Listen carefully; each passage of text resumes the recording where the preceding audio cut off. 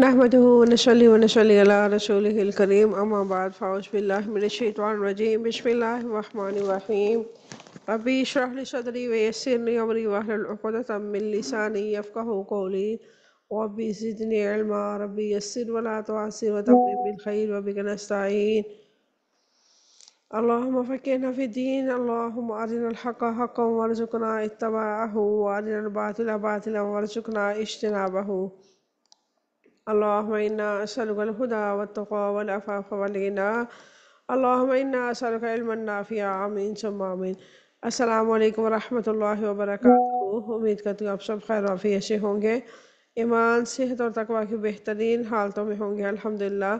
اللہ تبارک و تعالیٰ سے دعا ہے کہ اللہ تعالیٰ آپ سب کو اپنے حفظ و امان میں رکھے، آپ کی طرف بڑھنے والا ہر شر اللہ تعالیٰ خیر میں بدل دے، اللہ تعالیٰ آپ سب سے راضی ہو جائے، اللہ تعالیٰ آپ سب سے دین اور دنیا کے بہترین کام لیں۔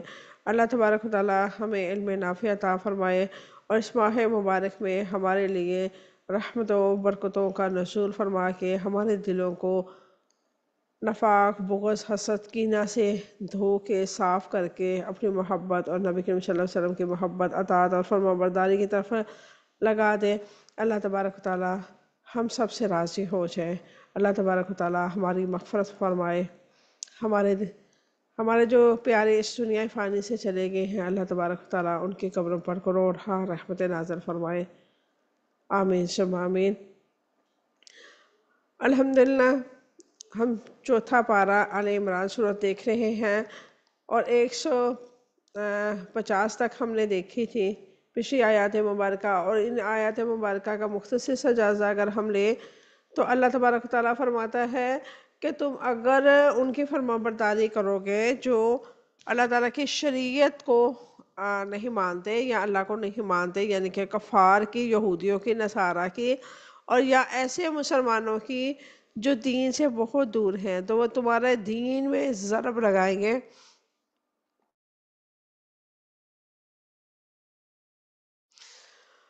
تمہیں تمہارے دین سے پھیرنے کی بھرپور کوشش کریں گے، اور تم ایسے لوگوں کو دوست مت بناؤ جو اللہ کی محبت سے جس کا دل خالی ہے۔ اور اللہ تبارک و تعالیٰ نے کیا فرمایا؟ میں تمہارا بہترین دوست ہوں، ہر بات مجھ سے شیئر کرو۔ اللہ تبارک و تعالیٰ نے ساتھ ہی بتا دیا کہ میرے سوا تمہارا کوئی بھی اس دنیا میں بہترین دوست نہیں ہے، لہٰذا ہر قسم کے معاملے میرے سپرد کرو، مجھ سے مدد مانگو، میں تمہیں بہترین مدد کرنے والا ہوں تمہاری، اور تمہارے دلوں کو صاف کرنے والا ہوں، تمہیں پاکیزگی والی زندگی دینے والا ہوں، تمہارے لیے اس دنیا میں بھی اور آخرت میں بھی ڈھیروں اجر و عظیم عطا فرمانے والا ہوں۔ میں وہ واحد ذات ہوں جو تمہیں اس دنیا میں بھی فائدہ دے سکتی ہے اور آخرت میں بھی فائدہ دے سکتی ہے، کیونکہ اللہ تبارک و تعالیٰ سب کا مولا ہے اور وہ بہترین مدد کرنے والا ہے۔ یہ تھی پچھلی آیات مبارکہ کا خلاصہ۔ آج ہم دیکھنے جا رہے ہیں 151 آیت مبارکہ، اور انشاءاللہ اس کے ساتھ میں روڈ ورلڈ ہوں گے۔ تو آغاز کرتے ہیں آج کی آیت مبارکہ کا۔ اعوذ باللہ من الشیطان الرجیم بسم اللہ الرحمن الرحیم سنلقی، جلد ہی ہم ڈال دیں گے، فی قلوبی، دلوں میں، الذین، ان لوگوں کے، کفروا، جنہوں نے کفر کیا، رعبا، رعب، بما، اس وجہ سے، جو، اشرکوا، انہوں نے شرک کیا، باللہ، اللہ کے ساتھ، ما، جو، لم، نہیں، ینزل، اتاری اس نے، بھی، ساتھ اس کے، سلطاناً، کوئی دلیل، ومأواہم، اور ٹھکانہ ہے ان کا، النار، آگ، وبئس، اور بہت برا ہے، مثوی، ٹھکانہ، ظالمین، ظالموں کا۔ یہ تھی آج کی ہماری آیت مبارکہ۔ اب ہم اس کے روٹ ورڈ دیکھتے ہیں۔ سنلقی، جلد ہی ہم ڈال دیں گے، لام، کاف، یا، اس کا روٹ ورڈ ہے،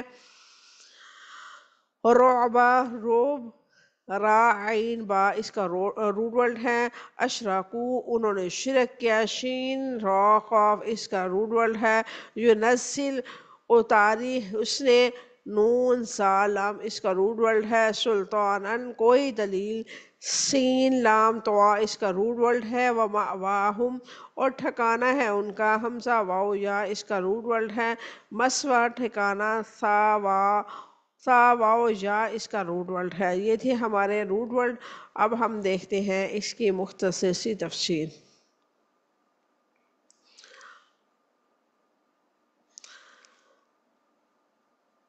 سنلقی فی قلوب الذین کفروا الرعب بما اشرکوا باللہ ما لم ينزل به سلطانا ومأواہم النار وبئس مثوى الظالمین۔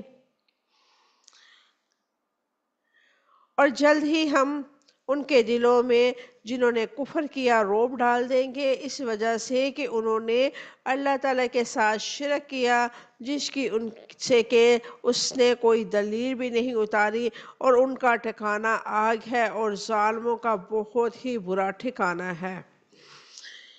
سنلقی فی قلوب الذین کفروا الرعب، جلد ہی ہم ان لوگوں کے دلوں میں جنہوں نے کفر کیا روب ڈال دیں گے۔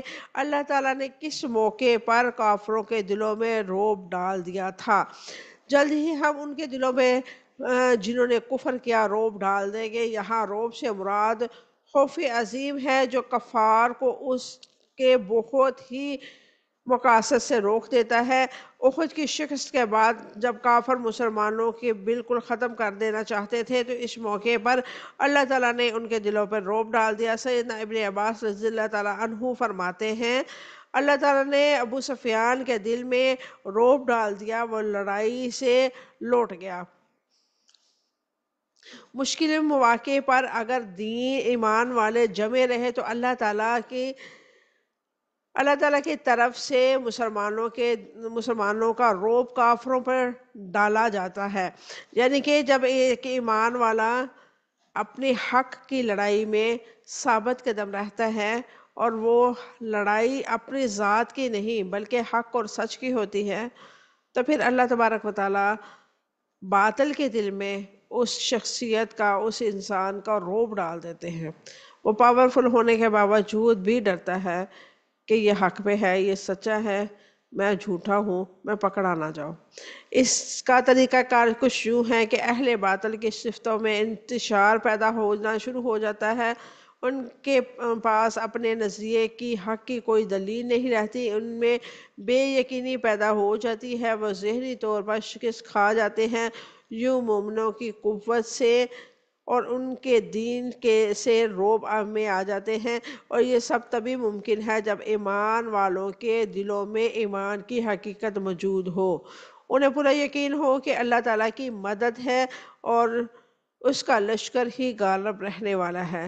یعنی کہ یہ ساری چیزیں تب متوقع ہیں جب ہم اپنے آپ کو دین پہ قائم رکھیں گے، استقامت کے ساتھ توحید پہ قائم رکھیں گے۔ اگر ہم خود بھی شرک کرتے ہوں گے، ہمارا دل خود ڈگمگا رہا ہوگا تو ہمارا روب کیسے ڈلے گا؟ پھر روب نہیں ڈلے گا۔ بما اشرکوا باللہ ما لم ينزل به سلطانا، اس وجہ سے کہ انہوں نے اللہ تعالیٰ کے ساتھ شرک کیا جس کی ان کے پاس کوئی دلیل نہیں اتاری۔ کافروں کے دلوں میں مسلمانوں کا روب کیوں بیٹھتا ہے؟ کافروں کے مرغوب ہونے کی وجہ یہ ہے کہ وہ اللہ تعالیٰ کے ساتھ دوسروں کو شریک ٹھہراتے ہیں، اور جس کے شریک ہونے کی ان کے پاس کوئی دلیل نہیں اتاری گئی، جس کی وجہ سے وہ مسلمانوں سے دہشت زدہ رہتے ہیں۔ یعنی کہ مشرک سے آپ بات کر کے دیکھ لیں، آج کے دور کے بھی مشرک سے آپ بات کر کے دیکھ لیں، کچھ ایسے انسان سے آپ بات کر کے دیکھ لیں اور اسے سمجھائیں کہ جو ہے شرک کرنا یہ کبیرہ گناہ ہے، اور اس کو جب ہم دلیل دیتے ہیں نا، یا تو متاثر ہوتا ہے وہ ضرور، لیکن متاثر ہونے کے باوجود وہ ہماری دلیل کو نیگیٹو لیتا ہے۔ اور اکثر ایسے ہوتا ہے کہ جب ہم کسی کو شرک سے ہٹانے کی کوشش کریں نا، امر بالمعروف نہی عن المنکر کرنے کی کوشش کریں، تو وہ اگلا بندہ کیا کرتا ہے، یا تو ہمارے ساتھ لڑائی جھگڑا کرتا ہے، ہمیں بلاک کر دیتا ہے، یا گالی گلوچ پہ آ جاتا ہے۔ یعنی کہ ان کے پاس کوئی دلیل ہوتی ہی نہیں ہے، اللہ تعالیٰ نے کوئی اتاری نہیں تو ان کے پاس کوئی دلیل نہیں ہوتی۔ پھر اس وجہ سے ظاہر سی بات ہے جب انسان پھنس جاتا ہے کسی معاملے میں اور اسے لگتا ہے کہ میں جھوٹا ہو رہا ہوں، تو اس کے پاس دوسرا آپشن ہوتا ہی نہیں ہے، پھر وہ گالی گلوچ پہ ہی آئے گا۔ اللہ تعالیٰ نے کیا فرمایا؟ ما لم ينزل به سلطانہ، جس کی ان کے پاس کوئی دلیل نہیں اتاری۔ سلطان سے مراد کیا ہے؟ سلطان سے مراد قوت اور دلیل اور سند ہے، یعنی کہ طاقت، دلیل، یعنی کہ قرآن پاک میں سے کوئی آیات مبارکہ جس کا وہ حوالہ دے سکے، یا کوئی حدیث مبارکہ جس سے حوالہ دے سکے، کوئی ایسی سند والی بات یعنی کہ مسند بات جس کو پکڑ کے وہ کہیں کہ یہ دیکھیں جی یہ بات جو ہے اللہ تعالیٰ نے فرمائی ہے کہ فلاں بندہ جو ہے اس کے ساتھ بھی آپ یہ معاملہ کر سکتے جو میری صفات ہے فلاں بندے میں بھی آپ تلاش کر سکتے ہیں۔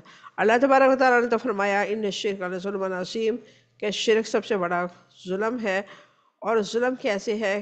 ظاہری سی بات ہے، جب قرآن پاک اس کو ظلم قرار دے دیا، جب قرآن پاک نے اس کو ظالم قرار دے دیا، تو ظالم تو جنت میں نہیں جائیں گے، وہ تو اس وقت تک نہیں جائیں گے جب تک اپنے گناہوں سے توبہ نہیں کریں گے۔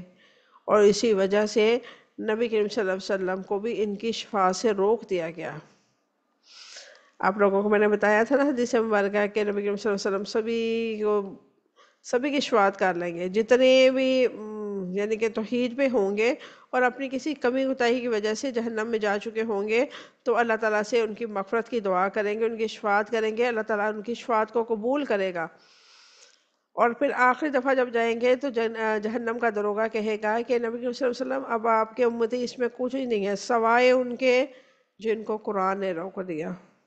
اور قرآن کن کو روکتا ہے؟ شرک کرنے والوں کو۔ ہم یہ سمجھتے ہیں کہ یہ چھوٹی سی کوئی بیماری ہے، یہ چھوٹا سا گناہ ہے۔ شرک ساری نیکیوں کو کھا جاتا ہے۔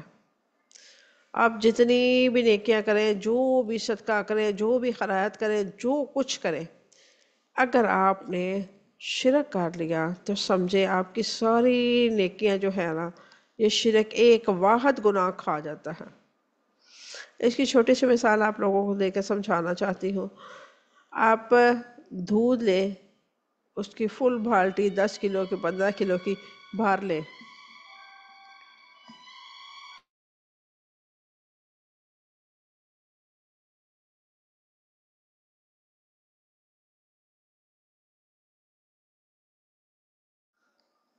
دودھ کی آپ بالٹی بھر لیں، اور اس بالٹی کے اندر آپ کا بچہ یا کوئی بھی جانور یا کوئی بھی اس پہ پخانا یا ایک پیشاب کا چھینٹا ڈال دے تو دل کرے گا آپ کو پینے کا۔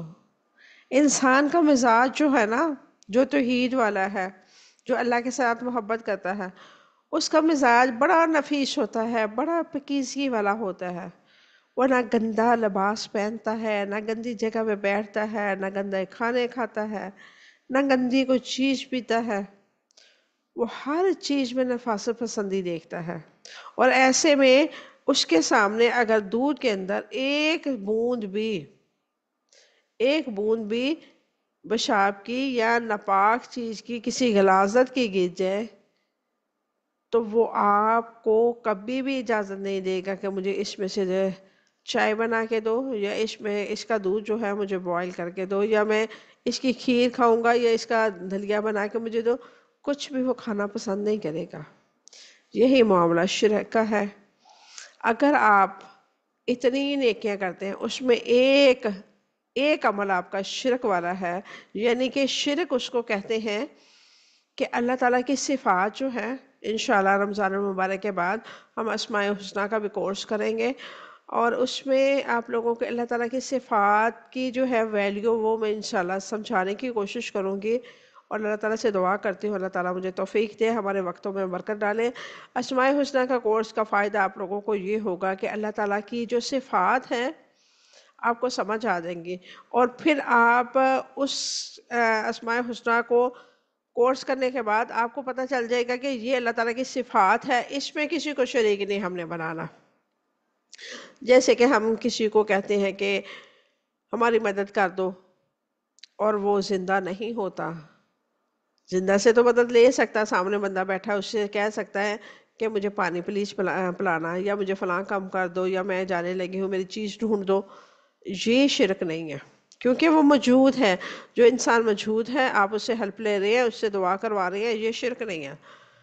ایک بندہ موجود نہیں ہے، غائب ہے، آپ کو نظر نہیں آ رہا، آپ اس سے پکارتے ہیں، تو یہ شرک ہے، کیونکہ اللہ ہمیں نظر نہیں آتا۔ ہم اللہ کو پکارتے تو اللہ ہماری پکار کو سنتا ہے، ایسے ہمارا یقین ہوتا ہے کہ وہ ہمیں سن رہا ہے۔ تو یہی یقین کے ساتھ جب ہم کسی مردے کو پکاریں گے، کسی فوت شدگان کو پکاریں گے، کسی ولی کو، کسی نبی کو پکاریں گے، تو کیا ہوگا؟ یہ شرک کہلائے گا۔ ایسی بہت ساری اللہ تبارک و تعالیٰ کی اسماء حسنیٰ ہیں، بہت پیاری ہیں۔ اللہ تعالیٰ کے 99 نیم جو ہیں وہ بہت ہی خوبصورت، ان کے معنی بہت اچھے ہیں۔ جب ہم ان کو پڑھیں گے، ان کو سمجھیں گے، تو ہمیں پتہ چلے گا کہ اللہ اکبر، ہم کیسے کیسے معاملے میں شرک کر جاتے ہیں۔ تو انشاءاللہ رمضان المبارک کے بعد آپ لوگوں کو یہ کورس ہوگا، 1-2 کورس میں نے رکھے ہیں آپ لوگوں کے لیے رمضان المبارک کے بعد کے، تو انشاءاللہ ان کا آغاز ہوگا۔ ایک تو سیرت کا ہے، نبی کریم صلی اللہ علیہ وسلم کی سیرت مبارکہ کو ہم دیکھیں گے، اور دوسرا اسماء حسنیٰ کا ہے، اور 1-2 میں نے اور سوچ کے رکھے ہیں، انشاءاللہ وہ بھی ہوں گے ساتھ میں۔ اچھا جی، شرک کیا ہے؟ اللہ تعالیٰ کے سوا دوسری ہستیوں کو اس کی الوحدیت، ربوبیت اور اس کی صفات میں شریک سمجھنا، یعنی کہ اللہ تعالیٰ وحدہ لا شریک ہے۔ جیسے کہ اللہ تبارک و تعالیٰ رازق ہے، ہم کسی اور سے جا کے کہیں کہ بابا جی بڑے برے حالات ہیں، آپ دعا کریں۔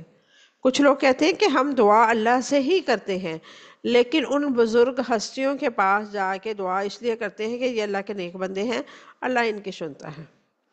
اللہ تعالیٰ نے پورے قرآن پاک میں کہیں بھی نہیں کہا کہ جب گناہ گار پکارتا میں اس کی نہیں سنتا، میں صرف نیکوں کی سنتا ہوں، یا کہیں بھی نہیں کہا کہ جب کوئی مجھے پکارتا ہے تو میں یہ چیک کرتا ہوں نیک ان میں سے کون ہے، پہلے میں اس کی سنوں پھر گناہ گار کی سنوں۔ نہیں، اللہ تعالیٰ گناہ گاروں کی زیادہ سنتا ہے۔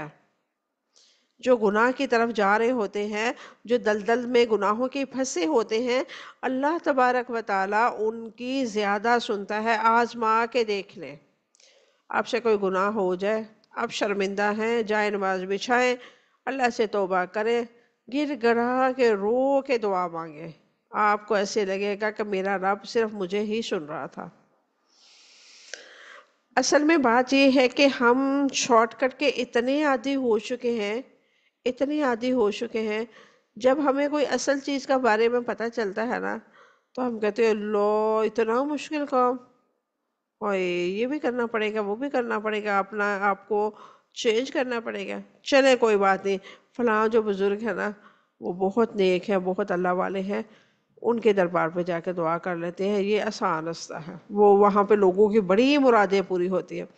تو یاد رکھے ایک بات ہمیشہ، اللہ تعالیٰ جب کسی کو گمراہ کرتا ہے نا تو اللہ تعالیٰ اپنے در کا رستہ بھلا دیتا ہے۔ جب آپ کو اپنے رب کا رستہ یاد نہیں آ رہا تو اس کا مطلب یہ ہے کہ آپ جو ہیں اپنے رب سے دور ہو رہے ہیں اور اپنے رب کے ساتھ شریک بنا رہے ہیں۔ انشاءاللہ کبھی موقع آئے گا تو شرک کی جو ڈیفینیشن ہے اس کی وضاحت کے ساتھ آپ لوگوں کو میں سمجھاؤں گی، کیونکہ جب ہم نے پڑھا تو میں الحمدللہ اپنی تعریف نہیں ہے یہاں پہ، الحمدللہ میں نے ایسے گھرانہ میں آنکھ کھولی جہاں پہ شرک کا کوئی وجود ہی نہیں تھا۔ ماں باپ کو ہمیشہ تہجد پڑھتے دیکھا الحمدللہ، بہن بھائی سارے مثلاً کا الحمدللہ دین پہ بہت زیادہ نہیں، تھوڑے بہت تو چلنے والے تھے۔ ہمارے گھروں میں عام روٹین کے حساب سے کوئی ایسا کام نہیں ہوتا تھا، ماں باپ کو بڑا ادب احترام تھا، سارے معاملات اچھے تھے۔ لیکن جب الحمدللہ میں نے اس فیلڈ میں آئی اور میں نے ڈپلومہ شروع کیا تو اساتذہ جی نے ہمیں ایک ٹاپک دیا نا اسائنمنٹ کے لیے، اور اس میں سے ہم نے آڈیو سن کے تو وہ چیزیں نکالنی تھی، اس میں سے اہم پوائنٹ نکالنے تھے، اور ہمارا ٹاپک شرک ہی تھا۔ اور جب میں نے اس کو اسائنمنٹ بنانے شروع کی تو میرے رونگٹے کھڑے ہو گئے کہ اللہ اکبر، ہم بھی تو شرک کر رہے ہیں، بہت سارے معاملے میں، بہت ساری جگہوں میں ہم شرک کرتے ہیں، اور شرک کی ایک چھوٹی سی مثال دوں کہ ہم جب کسی میڈیسن کو کھاتے ہیں یا کسی ڈاکٹر سے میڈیسن لیتے ہیں تو ہم کہتے ہیں کہ اس ڈاکٹر نے ہمیں دوا دی تو ہمارا آرام آ گیا، یہ بھی شرک ہے۔ یعنی کہ شرک کا معاملہ ایسا ہے کہ چھوٹی سی چھوٹی جو غلطی ہے وہ بھی شرک کے زمر میں آ سکتی ہے۔ ہم یہ نہیں کہہ سکتے کہ اس ڈاکٹر کی دوائی سے ہمیں شفا ملی، ہم یہ کہہ سکتے ہیں کہ اللہ نے اس کے ہاتھ میں بڑی شفا رکھی ہے، اس نے ہمیں دوائی دی، اس نے میڈیسن دی، ہمیں اللہ تعالیٰ نے شفا دے دی۔ لیکن ہمارا ہوتا تو یہی ہے عقیدہ، لیکن ہماری زبان کے جو الفاظ ہوتے ہیں وہ غلط نکلتے ہیں، جو شرک کی کیٹیگری میں چلے جاتے ہیں۔ ایسے ہی بہت سارے معاملے میں، جیسے ہم کہتے ہیں ہمارے والدین نے ہمیں بہت محنت سے پالا، ہمارے والدین ہی ہیں جو ہمیں یہاں تک لے کے آئے، تو یہ بھی تو شرک ہے۔ اللہ کی ذات کے علاوہ کوئی کسی کو نہ پال سکتا ہے۔ ہاں البتہ والدین کی محنت ضرور ہے، ہم یہ کہہ سکتے ہیں کہ والدین کو اللہ رب العزت نے توفیق دی، اللہ تبارک و تعالیٰ نے انہیں ہمارے لیے ایک مشن راہ بنایا، ایک درسگاہ بنایا، اور اللہ تعالیٰ کی توفیق سے ہمارے والدین نے ہم پہ توجہ دی، ہماری تربیت کی، اور آج الحمدللہ ہم اس مقام پہ ہیں۔ یعنی کہ بات تو ایک ہی ہے، لیکن اس کے کرنے کے انداز اور اس کو سمجھانے کے انداز میں اگر فرق آتا ہے تو وہ بھی شرک کے کیٹیگری میں چلا جاتا ہے۔ میں نے آپ لوگوں کو مختصر بتاؤں کہ وہ جب میں نے اسائنمنٹ کی تو مجھے اتنا دکھ اور اتنی حیران کی کہ اللہ اکبر، آج سے پہلے ہم نے یہ کیوں نہیں چیزیں پڑھی؟ ہم نے تو یہی تھا کہ ہم تو مزارات میں نہیں جاتے، ہم تو ختم کی چیز نہیں کھاتے، ہم تو کسی کو پکارتے نہیں ہیں، تو ہم تو توحید پہ ہیں۔ لیکن جب ہم اس کی تفصیل کو دیکھا تو پتہ چلا کہ توحید والے بھی کہیں نہ کہیں شرک کر جاتے ہیں۔ تو اللہ تعالیٰ سے دعا ہے کہ اللہ تعالیٰ اس شرک سے ہم سب کو پاک کرے، کیونکہ اس کا اگر دل میں ایک رائی کے دانے کے برابر بھی ہونا جو ہے وہ ہمارے لیے عذاب کا باعث بن سکتا ہے۔ تو اللہ تعالیٰ ہم سب کو اس گناہ سے، اس برائی سے دور فرما دے، ہمارے دلوں کو شرک سے پاک فرما دے، آمین ثم آمین۔ مشرک کے لیے کوئی سلطان نہ ہونے سے مراد کیا ہے؟ مشرک اس شرک کی وجہ سے ذلیل اور ناتواں اور کمزور رہیں گے اور مومن کے مرغوب رہیں گے۔ یعنی کہ شرک کی وجہ سے ان کے پاس کوئی دلیل نہیں ہوتی، اور نہ ہی وہ کسی کو سمجھا سکتے ہیں کہ ہم یہ کام کیوں کر رہے ہیں۔ تو اس وجہ سے ہمیشہ شرک جو ہوتا ہے، مشرک جو ہوتا ہے، توحید والے سے ڈرتا ہے۔ آج کے دور میں بھی اکثر آپ نے دیکھا ہوگا، جب ہم دین کی بات کرتے ہیں، جب ہم قرآن حدیث کی بات کرتے ہیں تو کہتے ہیں یہ وہابی ہے۔ ہم ان کو پکار کہتے ہیں بھائی ہم وہابی نہیں ہیں، ہم نہ اہل حدیث ہیں، نہ دیوبندی ہیں، نہ بریلوی ہیں، نہ چشتی ہیں، کچھ بھی نہیں ہے، ہم مسلمان ہیں، ہم قرآن کی بات کر رہے ہیں، آپ قرآن پاک سے خود چیک کر رہے ہیں۔ وہ کہتے ہیں نہیں، ایسی باتیں نہ وہابی کرتے ہوتے۔ وہ اتنے چڑھتے ہیں مشرک وہابیوں سے اور اہل حدیثوں سے یا دیوبندیوں سے کہ یہ جو لوگ ہیں یہ قرآن کے ساتھ جوڑتے ہیں، یہ جو من گھڑت قصے کہانیاں ہیں، یہ بزرگوں کی باتیں ہیں، اس سے نکال کے دین کے ساتھ، قرآن کے ساتھ جوڑتے ہیں، تو یہ جو ہے نا یہ وہابی ہے۔ اب کوئی بھی ہے، کوئی بھی کام کر کے دیکھ لیں، آپ کہیں گے نا کہ قرآن حدیث کی بات ہو رہی تھی یا قرآن یہ کہتا ہے، تو وہ کہیں گے کہ تم تو وہابی ہو گئی ہو، ہاں تم نے وہابی ہو گئی ہو، تم وہابی ہو جیسی کام کرنے لگ گئی ہو۔ تو یہ وہابی گالی نہیں ہے، وہاب اللہ تعالیٰ کی صفت ہے۔ اور اگر آپ کو کوئی وہابی کہتا ہے تو آپ انہیں بتائیں کہ میں نہ وہابی ہوں، نہ دیوبندی ہوں، نہ بریلوی ہوں، کچھ بھی نہیں ہوں، میں تو اللہ کی بندی ہوں۔ ہاں البتہ آپ کو اگر لگتا ہے کہ میں وہابی ہو گئی ہوں تو الحمدللہ ہو گئی ہوں، بات ختم۔ آپ نے قرآن کی بات ماننی ہے تو مانے، نہیں ماننی تو آپ کا عمل ہے۔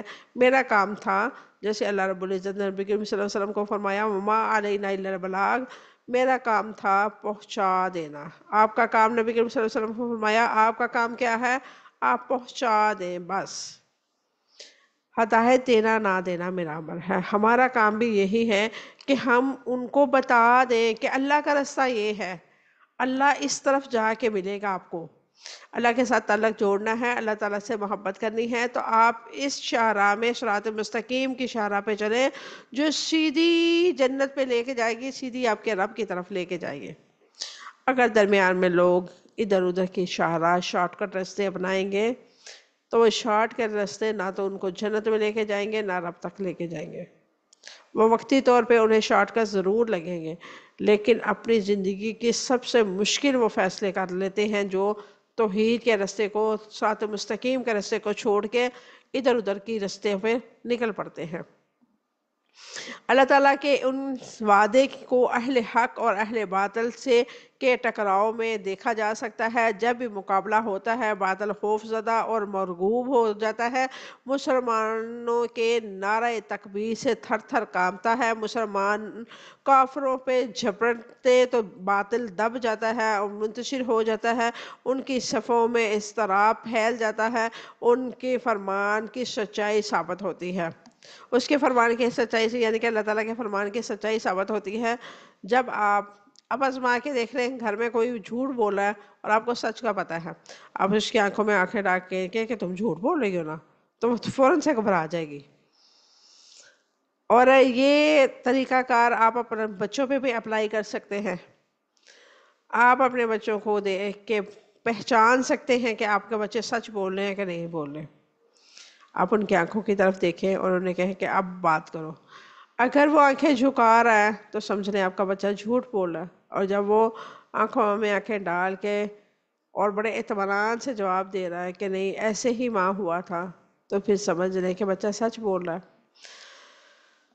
آگے اللہ رب العزت فرماتے ہیں وَمَأْوَاهُمُ النَّارُ وَبِئْسَ مَثْوَى الظَّالِمِينَ، اور ان کا ٹھکانہ آگ ہے اور ظالموں کا بہت برا ٹھکانہ ہے۔ اللہ اکبر کبیرہ، اللہ اکبر کبیرہ۔ اور ان کا ٹھکانہ آگ ہے۔ اللہ تعالیٰ نے شرک کرنے والوں کا انجام واضح کیا ہے کہ ان کا ٹھکانہ آگ ہے اور ظالموں کا برا ہی ٹھکانہ ہے۔ اللہ تعالیٰ نے ان کے ٹھکانے پر تبصرہ کیا ہے کہ کیا ہی برا ٹھکانہ ہے ظالموں کے لیے، یعنی کہ دنیا میں ان کے دلوں میں ایمان والوں کا رعب سے بھری رہے گا اور آخرت میں آگ میں جائیں گے۔ یہ کتنا گھاٹے کا سودا ہے۔ الظالمین سے مراد مشرک ہیں جنہوں نے غیر اللہ کی اطاعت کی اور غیر اللہ کی عبادت کی۔ اللہ اکبر کبیرہ۔ اللہ تعالیٰ نے قرآن پاک میں 4 یا 5 مقامات پہ جہاں پہ حرام کا بتایا ہے کہ فلاں چیز حرام ہے، فلاں حرام ہے، وہاں پہ اللہ تعالیٰ نے بتایا 4 حرام کا ذکر آیا قرآن پاک میں وضاحت کے ساتھ، اور چوتھا جو چیز ہے وہ ہے غیر اللہ کی نظر۔ یہ جو لوگ ختم، درود، 40ویں کل، یہ سارے غیر اللہ ہیں۔ اگر ہم یہ بات کرتے تو وہ کہتے ہیں یہ وہابی ہے۔ بھائی وہابی سنی بریلوی کا مسئلہ نہیں ہے، یہ مسئلہ قرآن کا ہے۔ ہم قرآن کو پڑھ رہے ہیں، اگر ہم قرآن پہ پڑھتے ہوئے عمل نہیں کریں گے تو ہم پہ ڈبل عذاب آئے گا کہ ایک چیز کا تو علم ہی نہیں تھا۔ وہاں پہ بندہ کہہ سکتا اللہ ہمیں کسی نے بتایا نہیں تھا۔ اب ہم پڑھ چکے، ہم سمجھ چکے کہ یہ چیز جو ہے حرام کی کیٹیگری میں چلی گئی ہے، اگر ہم اس کو کھاتے ہیں، کرتے ہیں، کراتے ہیں تو یہ کیا ہے، یہ سارے حرام کے کام ہیں، شرک والے کام ہیں، اور غیر اللہ کی نظر نیاز دینا کیا ہے، بہت بڑا ظلم ہے۔ خدا را اس دنیا کی رسم و رواجوں میں پڑھ کے اپنی آخرت خراب مت کریں۔ ہم کیا کرتے ہیں، ہمیں پتہ بھی ہوتا ہے کہ ہم یہ کل 40ویں ختم وغیرہ یہ سارے جو چیزیں ہیں یہ ناجائز ہے، قرآن حدیث اس کی اجازت نہیں دیتا۔ ہم کیا کہتے ہیں، کیا کریں، دنیا داری بھی تو ہے نا۔ اب لوگ کہیں گے کہ ہائے ان کا فلاں بزرگ فوت ہو گیا تو ان کو تو ذرا فکر نہیں ہے، ان کو تو پرواہ ہی نہیں ہے، یہ تو ذرا بھی احساس نہیں کر رہے، انہیں تو احساس ہی نہیں ہے کہ فلاں بزرگ فوت ہو گیا، ان کے اپنے گھر والے فوت ہو گئے ہیں، یا اس کا کوئی پیارا دنیا سے چلا گیا ہے، تو ان کو بعد میں نہ ختم، نہ درود، نہ روٹی، نہ یہ نہ وہ۔ بندہ پوچھے 40 دن تو آپ روٹی بھیج دیتے ہیں مردے کے پیچھے، 40 دن کے بعد بیچارہ کیا کھاتا ہوگا؟ اگر وہ نیک ہے، اللہ تبارک و تعالیٰ تمام مسلمان جو اس دنیا فانی سے چلے گئے ہیں تمام کی قبروں پر رحمتوں کا نزول فرمائے. اگر وہ نیک ہے ٹھیک ہے تو اس کے آپ کو دنیا کے کھانے کی ضرورت ہے؟ آپ مجھے بتائیں. جب اس کو جنت کے چیزیں مل رہی ہیں، جنت کی کھڑکی کھل چکی ہے، جنت کے نظارے وہ کر رہا ہے، تو دنیا کی دال روٹی سبزی وہ کھائے گا؟ ہر کسی نہیں کھائے گا. اور اگر وہ خدا نہ خواستہ گناہگار ہے تو کیا قبر میں اس کو جو سزا مل رہی ہوگی وہ اس کو سکون لینے دیں گے، اس کو بریک دیں گے کہ بھائی تمہارا کھانا آیا، کھانا کھا لو، پھر تمہیں ہمیں ڈستے ہیں، ہم تمہیں بعد میں مارتے ہیں؟ ایسے تو نہیں ہوگا.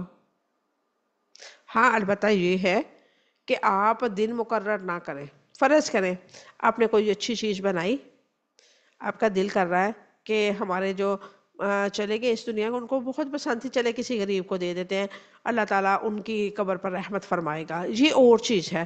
ایک اسپیشل ڈش تیار کرنی اس نظریے سے کہ آج جمعرات ہے، آج فلاں دن ہے، آج فلاں دن ہے، تو آج ہمارے مردے کو اس دنیا سے گئے ہوئے 10 دن ہوئے یا 11 دن ہوئے ہیں، تو ہم نے ایک روٹی بھیجنی ہے. یہ رسم بنا کے کرنا وہ ناجائز ہے. پھر اسی طرح کل ہے، 40ویں ہے، ختم ہے، ربیع الاول کے ہیں، محرم کے ہیں، شب برات ہے، یہ ساری چیزیں جو ہیں شرک کے کیٹیگری میں آتی ہیں، کیونکہ اللہ تعالیٰ کی شریعت اس کی اجازت نہیں دیتا. اور جب شریعت میں اس کی اجازت نہیں ہے تو ہم اور آپ کون ہوتے ہیں دین میں اضافہ کرنے والے؟ کیا ہمارے پاس اتنی اللہ تعالیٰ نے عقل ہمیں دے دی ہے کہ ہم کہیں کہ نہیں یہ بات جو ہے نا اس ٹائم کے لوگوں کو نہیں سمجھ آئی تھی، معاذ اللہ. ہم سمجھدار، ہم پڑھے لکھے لوگ ہیں، ہم نے سائنس میں بہت ترقی کی ہے، ہم نے ایسی چیزوں میں یعنی کہ سوشل لائف ہماری ہو گئی ہے، تو ہمیں زیادہ علم ہے کہ یہ چیزیں جو ہیں وہ صحیح ہیں کہ غلط ہے. دیکھیں ہم جتنے بھی پڑھ لکھ جائیں، چاند پہ چلے جائیں، سورج پہ چلے جائیں، کہیں بھی چلے جائیں، اگر ہم مسلمان ہیں تو ہمیں اپنی شریعت کی پابندی کرنی ہوگی. جیسے آؤٹ آف کنٹری اگر ہم جائیں تو ہم ان کے قانون کی بڑی پاسداری کرتے ہیں. ہم عمرہ کرنے جائیں تو وہاں پہ پتہ ہے کہ چوری کرنے والے کے سزا جو ہے وہ ہاتھ کاٹ دیتے ہیں. انسان بڑا محتاط رہتا ہے، چوری نہیں کرتا، وہاں پہ کچھ بھی ایسا کام نہیں کرتا، کیونکہ سعودیہ کی بھی جو ہے حکومت وہ بڑی سخت سزائیں دیتی ہے. تو ہم اپنے آپ کو پابند کرتے ہیں. تو اب یہاں پہ اللہ تعالیٰ وضاحت کے ساتھ فرما رہا ہے کہ مشرک جو ہے وہ آگ میں جائیں گے، اور جس کو قرآن آگ میں ڈال دے اس کو نبی بھی نہیں نکال سکتا. آپ لوگ نے اکثر ایک یہ جو نظم سی بنائی، نعت سی بنائی ہوئی ہے، معاذ اللہ اتنے شرکی الفاظ کہ اللہ کا چھڑائے محمد، محمد کا اللہ کا پکڑا چھڑائے محمد، محمد کا پکڑا چھڑا کوئی نہیں سکتا. اللہ اکبر. پہلے تو یہ بات ہے کہ اتنا بڑا شرک کہ اللہ کا پکڑا چھڑائے محمد، اللہ کی پکڑ سے تو کوئی نہیں چھڑا سکتا. خود نبی کریم صلی اللہ علیہ وسلم فرماتے ہیں کہ میں بھی اپنے اعمال کی وجہ سے جنت پہ نہیں جاؤں گا، اللہ کی رحمت کی وجہ سے جاؤں گا. اور نبی کریم صلی اللہ علیہ وسلم کا پکڑا کوئی چھڑا نہیں سکتا. اور یہاں پہ حدیث مبارکہ ہم پڑھ رہے ہیں کیا؟ جس کو قرآن روکتے اس کو نبی بھی بخشوا نہیں سکتا. تو سوچیں ہمارا عقیدہ کس قدر غلط ہے.